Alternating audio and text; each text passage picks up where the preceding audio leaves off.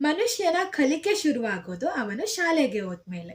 ಶಾಲೆಯಿಂದ ಹಿಡ್ದು ಕೆಲ್ಸಕ್ಕೆ ಸೇರ್ಕೊಳ್ಳೋವರೆಗೂ ಪ್ರತಿಯೊಬ್ಬರು ಕೂಡ ಬರೆಯೋದಕ್ಕೆ ಬಳಸೋದು ಬುಕ್ಕನ್ನು. ಆ ಬುಕ್ಕನ್ನ ಮಾಡೋದು ನಾವು ಪೇಪರ್ಸಿಂದ.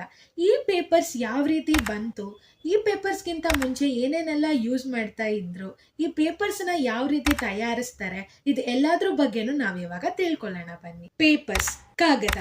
ಇದನ್ನ ನಾವು ಬರೀ ಮರಗಳಿಂದನೇ ಮಾಡಲ್ಲ. ಪೇಪರ್ಸ್ ಅನ್ನ ನಾವು thin sheet of interwoven cellulose fibre ಅಂತ ಕರಿತೀವಿ. ಸೆಲ್ಯುಲೋಸ್ ಫೈಬರ್ ಅಂದ್ರೆ ಸೆಲ್ಯುಲೋಸ್ ತಂತು. ಈ ಸೆಲ್ಯುಲೋಸ್ ಫೈಬರ್ ಒಳಗಡೆ ಸೆಲ್ಯುಲೋಸ್ ಮಾಲಿಕ್ಯೂಲ್ ಅಂದ್ರೆ ಅಣುಗಳಿರುತ್ತೆ. ಈ ಅಣುಗಳ ಮಧ್ಯೆ ಹೈಡ್ರೋಜನ್ ಬಾಂಡಿಂಗ್ ಇರುತ್ತೆ. ಈ ಹೈಡ್ರೋಜನ್ ಬಾಂಡಿಂಗ್ ಈ ಸೆಲ್ಯುಲೋಸ್ ಮಾಲಿಕ್ಯೂಲ್ಸ್ ನ ಟೈಟ್ ಆಗಿ ಬೈಂಡ್ ಮಾಡೋದಕ್ಕೆ ಹೆಲ್ಪ್ ಮಾಡುತ್ತೆ. ಪೇಪರ್ ಸ್ಟ್ರೆಂತ್ ಅಂದ್ರೆ ದೃಢತೆ.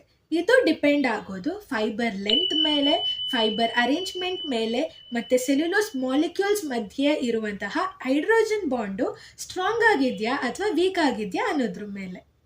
ಪೇಪರ್ ಇನ್ವೆಂಟ್ ಆಗೋದಕ್ಕಿಂತ ಮುಂಚೆ ಜನರು ಕಲ್ಲಿನ ಮೇಲೆ, ತಾಳೆ ಮರದ ಎಲೆಗಳ ಮೇಲೆ, ಪ್ರಾಣಿ ಚರ್ಮದ ಮೇಲೆ ಬರಿತಾ ಇದ್ರು.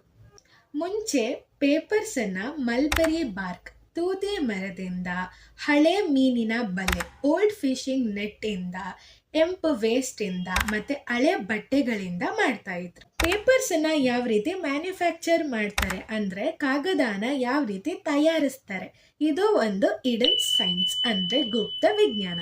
ಇದರಲ್ಲಿ 4 ಸ್ಟೆಪ್ಸ್ ಇರುತ್ತೆ ಅಂದ್ರೆ ಹಂತಗಳು. ಸ್ಟೆಪ್ 1 ಹಂತ 1 ಪಲ್ಪಿಂಗ್. ಸ್ಟೆಪ್ 2 ಹಂತ 2 ರಿಫೈನಿಂಗ್. ಸ್ಟೆಪ್ 3 ಹಂತ 3 ಶೀಟ್ ಫಾರ್ಮೇಷನ್ ಹಾಳೆ ರೂಪಿಸುವಿಕೆ. ಸ್ಟೆಪ್ 4 ಹಂತ 4 ಪ್ರೆಸ್ಸಿಂಗ್ ಅಂಡ್ ಡ್ರೈಯಿಂಗ್ ಒತ್ತುವಿಕೆ ಮತ್ತು ಒಣಗಿಸುವಿಕೆ.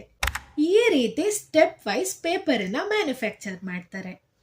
ನೀವೆಲ್ಲರೂ ಕೂಡ ಅಬ್ಸರ್ವ್ ಮಾಡಿರ್ತೀರ, ಹಳೆ ಪುಸ್ತಕಗಳು ನೋಡೋದಕ್ಕೆ ಹಳದಿ ಬಣ್ಣದಲ್ಲಿ ಇರುತ್ತೆ, ಅಂದರೆ ಯೆಲ್ಲೋ ಕಲರಲ್ಲಿ ಇರುತ್ತೆ. ರೀಸನ್ ಏನು ಅಂತ ಅಂದರೆ ಅದ್ರ ಮೇಲೆ ಧೂಳು ಕೂತಿದೆ ಅಂತ ಅಲ್ಲ, ಅಥವಾ ಅದಕ್ಕೆ ವಯಸ್ಸಾಗ್ತಿದೆ ಅಂತಲೂ ಅಲ್ಲ. ಯಾಕಂದರೆ ಅದರಲ್ಲಿ ಲಿಗ್ನಿನ್ ಇದೆ. ಮತ್ತು ಪೇಪರ್ ಯಾವಾಗಲೂ ಗಾಳಿ ಜೊತೆ ಲೈಟ್ ಜೊತೆ ಆಕ್ಸಿಡೇಷನ್ ಆಗ್ತಾನೆ ಇರುತ್ತೆ.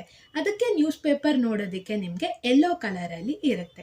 ದೀರ್ಘಕಾಲದಲ್ಲಿ ಬಳಸುವಂತಹ ಬುಕ್ಸ್ಗಳಿಗೆ ಆ್ಯಸಿಡ್ ಫ್ರೀ ಪೇಪರ್ಸನ್ನು ಯೂಸ್ ಮಾಡ್ತಾರೆ.